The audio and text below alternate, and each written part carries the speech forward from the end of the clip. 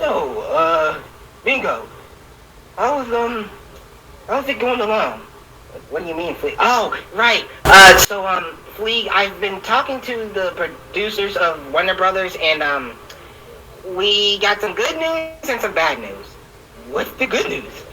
The good news is we are returning again.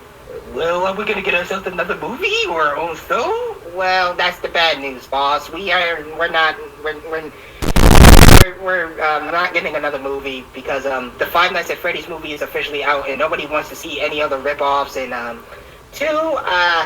we're gonna be portraying as bad guys again in the new series Jellystone. Oh my god.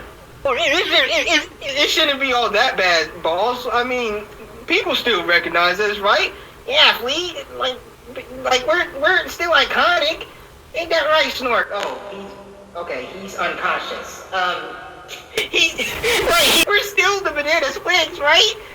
Ever since that movie, it's ruined us. You know what? I'm going to bed.